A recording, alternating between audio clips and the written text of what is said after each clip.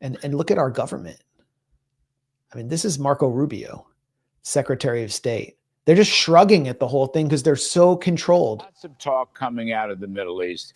The government of Israel might engage in a military takeover of all of Gaza, the remaining parts of Gaza they don't already control.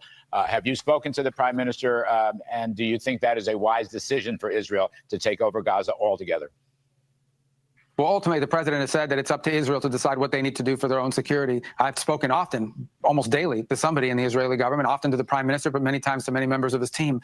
Here's what I would say. There are three problems going on there, and they're all interrelated. The first is there is a humanitarian problem that needs to be addressed. We're working very hard to figure out ways to address it in ways that doesn't benefit Hamas, but that allows people to be fed and prevents a further humanitarian problem there that we're seeing now. The second is that there are 20 innocent human beings that are being held hostage in horrifying conditions. And the third is that as long as Hamas exists, there will not be peace. There cannot be a permanent peace. It'll restart again if Hamas remains. There's a lot.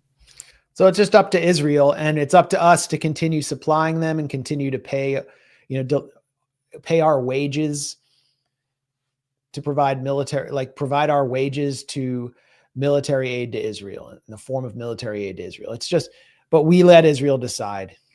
In what other foreign nation has that level of control? Marco Rubio wants to be VP or president, and his entire career has been sponsored by Zionist billionaires like Paul Singer and the Adelsons.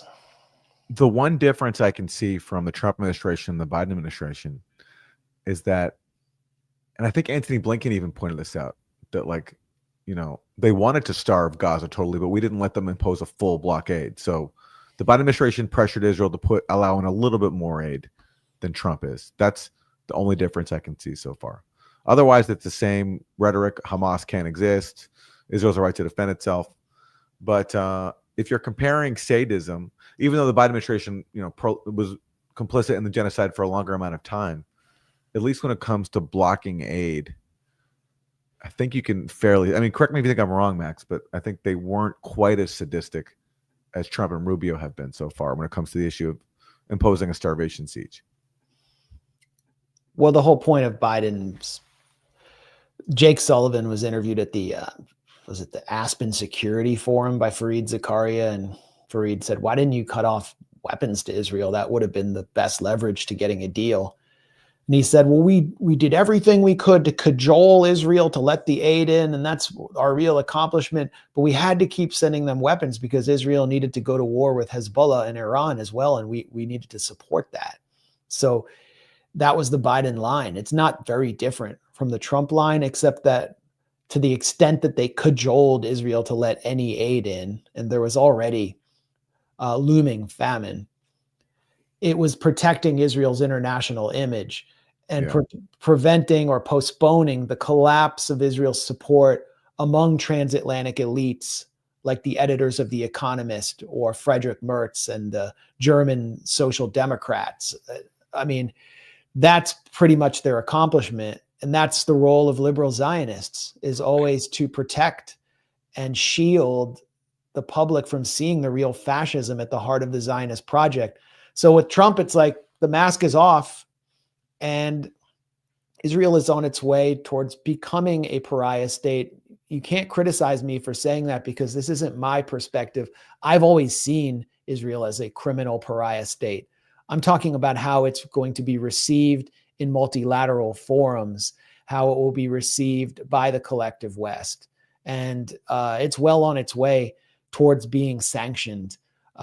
It may happen starting with Europe, but dynamics are shifting in the US as well. And the Trump administration I don't know if it will be the last administration to give Israel a blank check, but if a Democrat somehow comes into power, this hated, seemingly irrelevant Democratic Party gets back on its feet again, they're going to face, it's going to be an arena for enormous, painful contestation over the issue of Palestine. And I didn't mean to suggest that the Biden administration wasn't complicit in a blockade and in famine, because in fact, Antony Blinken overruled and censored his own experts who warned him of acute food insecurity, even famine, and who warned him that Israel was blocking aid. I think I don't think the Biden administration tolerated this prolonged a starvation siege. I guess that's the main difference. The Biden administration didn't tolerate this prolonged a starvation siege, whereas Trump and Rubio have no problem with it. Definitely. I mean, it's not Trump and Rubio, it's Netanyahu. Like there is no Trump anymore. It's whatever Netanyahu wants, Netanyahu gets. There are no red lines. So we're seeing just full Netanyahu. And in our own society, cover that as well. Netanyahu's calling the shots. Remember when Netanyahu called for Biden to unleash the National Guard on student protesters at Columbia and to go to do a Kent state on student protesters in the US, and the Biden administration refused to condemn him? Yeah. I was at the State Department briefing and Matt Miller was trying to weasel his way out of criticizing what Netanyahu had done. Like one of the most repulsive acts of foreign meddling we've ever witnessed. And they wouldn't condemn him. But at the same time, they wouldn't do it. I think the Trump administration would have done it. So absolutely. There's they can't wait for the opportunity. Yeah.